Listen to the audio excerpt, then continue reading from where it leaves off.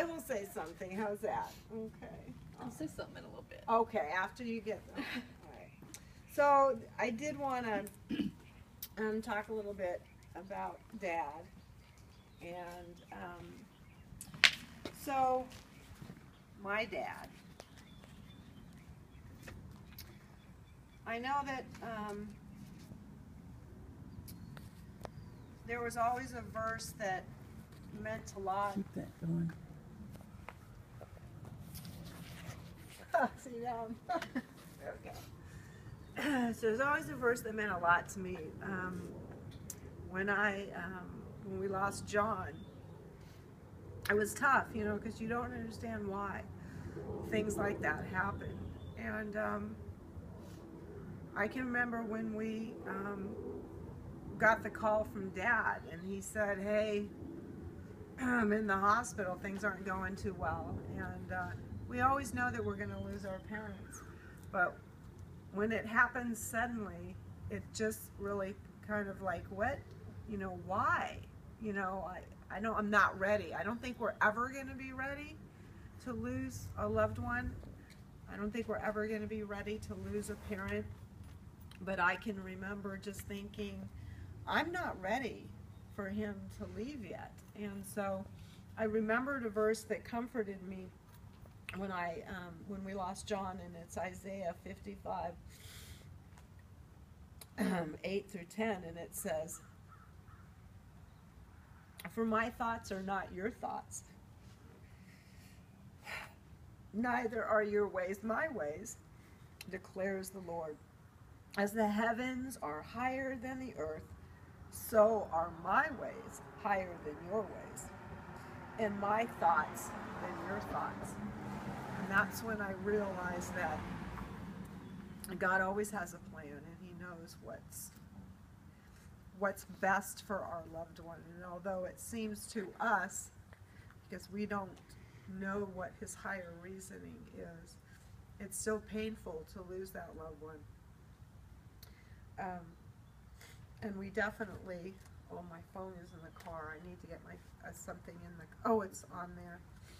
Shoot, I forgot to write it down.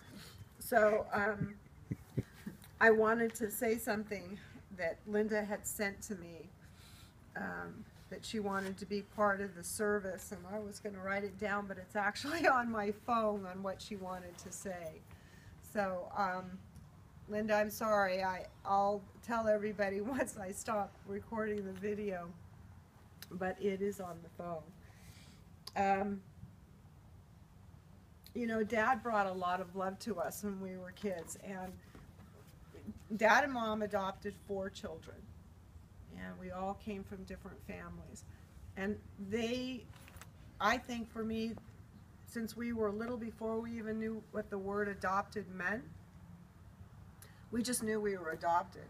And as you get older and you become more mature, when you're a child, you start questioning, well, you know, what does that mean to me? And I remember we were walking into church one day, and I was 8 years old, and I stopped Dad on the steps of church. And I said, "Dad, what does it mean to be adopted?" And he got down on his knees, and he says, "It means that you're loved." And he told me a story. Now, at 8, I think he made the story up at the time, but it was the most comforting story, because he said, "You know, your mother and I wanted so much to have children, and we knew that God would bring us the right child for us. And so when we knew that we couldn't have our own children, we prayed that God would bring a child that He wanted us to have." And so your mother and I walked in to the hospital one day to choose our baby. And we walked down the hall, and there were 2 doors, and we opened the double doors, and there were white bassinets all along the wall in the hall. And we walked down the hall and looked at every bassinet. And we said, "No, that's not the baby for us." We knew that God would show us the baby for us. And we got to that bassinet with you in there, and we saw this beautiful baby girl. We knew, because we felt instant love, and we knew that God had brought you to us. And I just remember at 8 thinking, that's good enough for me. I'm okay with that. Thank you, Dad. And I went to school the next day. Probably shouldn't have done this. And I looked at all my friends and I said, I'm adopted. I'm special because I was picked out because I was loved. And your parents just had to take you. But I was special and I got picked out because I was loved. And so I know people that struggle that they were adopted or whatnot. And I never felt that way because my dad always made me feel that we were no different than anybody else and that we were loved. And that was really, really important growing up because that always gave me the peace. And I think that's why I never had a massive desire. I wanted to know who my birth parents were, but I wasn't trying to fill a void. I had parents and they loved me and God brought them to me. And I think now that I know my birth parents, I think God knew exactly what he was doing. And he put me exactly where I needed to be. So I'm thankful for that. There was one story that he told. He loved to tell this story. After I was all grown up, and I had moved to Virginia and was working with TI up in Fairfax, Virginia. My dad had to come up and take some sort of a licensing test or something for his business, and I met him and we went out to Georgetown, and there was this new up-and-coming bar in Georgetown, and I said, Dad, we got to go to Georgetown and hit this bar because this is the place to be. So we walked in and it was pretty swanky. He had to have a sport coat to get in and a tie and whatnot, so he was dressed up. We walked into this bar and we were just having a drink and just enjoying ourselves, and we decided that I was going to choose a woman in the bar that I thought my dad would hit it off, that this was the kind of woman for you. So we were looking all around the bar and I'm picking these women. He's like, nope, nope, that's not the one, that's not the one. And he picks this woman who is very quiet, not really, you know, just kind of a simple brunette kind of gal. She was with 4 or 5 other women, and he says, that's the wild one right there. And I said, why would you say that? And he says, oh, trust me, that's the wild one. All the loud women around here, no, no, no, no, that's the one for me. I'm like, okay, I don't agree, but okay. So I leave to go to the bathroom, and by the time I get back, my dad has all 5 women around the table having a good time, buying everybody drinks, and I'm like, what the heck? And they had had a conversation because they thought that we were together as a couple. And he said, no, that's my daughter. And they're like, oh yeah, right, right. He goes, no, really, that's my daughter. And so they had this, so I walk back, I walk up to the table and I'm like, Dad? And they're like, oh my gosh, that's your daughter.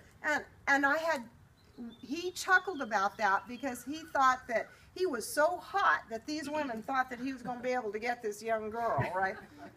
And he just thought that was the funniest thing that he'd ever said. And you know, Dad was always, I think, a distant dad. You know, he was a distant grandfather. He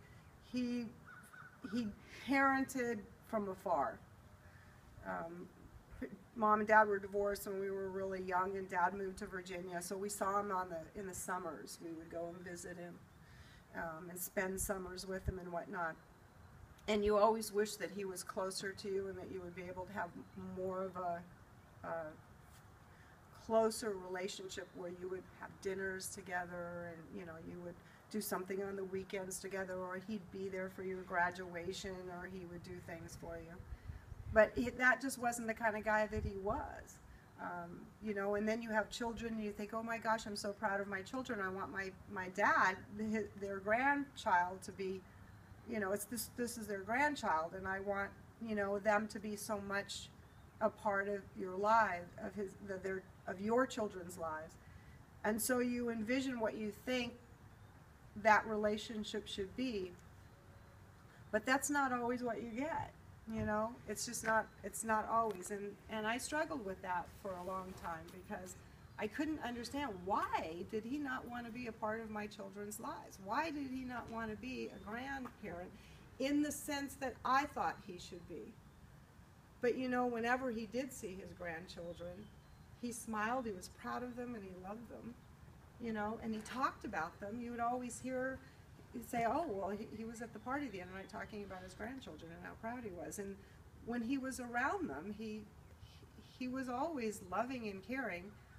And so I think, you know, he did the best he could as a grandfather. That's the only way he knew how to be a grandfather. He was never the one that said, yeah, I'm flying out. But when his grandson died, my dad didn't hesitate. He was there when I needed him. And so you love the man for who he is, and you're thankful for what he brings into your life. And sailing was his passion. He loved to sail.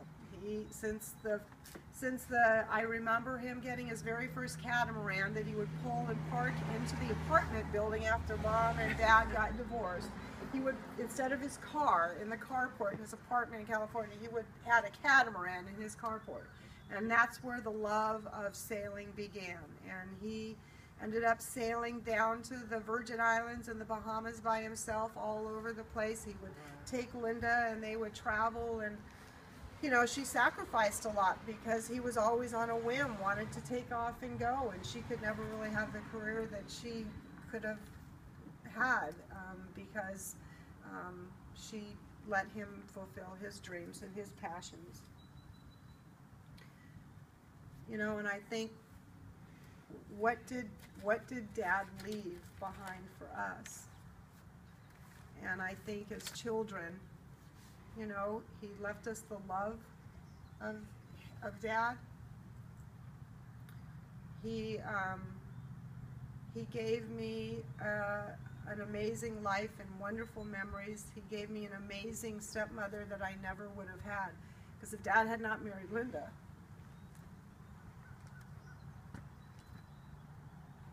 I wouldn't have this strong woman in my life. And I am forever thankful for him. Even though it didn't work out for them, she never stopped being my stepmother, and she will always be my mom. Dad said that he never felt like he was cheated out on life. Even though he knew he was going to die, probably not when he thought or in the way that he thought. He said, you know, I've lived a long, full life, and I've never felt like I've been cheated. So I'm okay.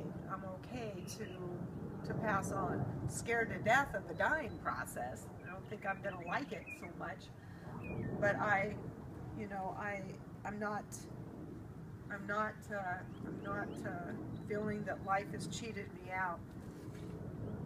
And being a Christian, it was hard to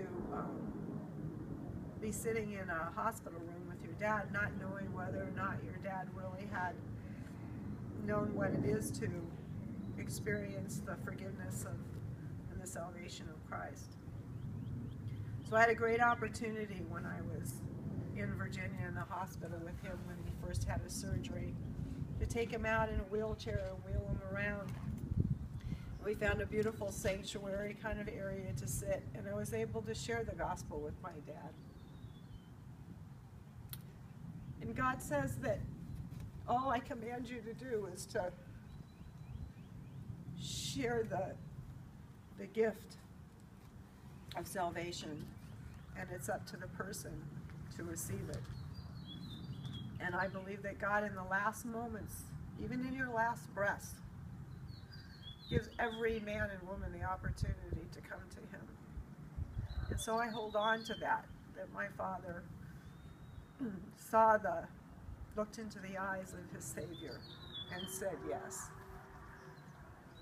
I come to you. I had a good friend of mine, my best friend Denise, say to me the other day, she thought she was going to be able to come out. And she turned out she wasn't able to make it, but just the idea that she could come meant the world to me. And it was a difficult time when I was there with my dad at the end. but I was thankful that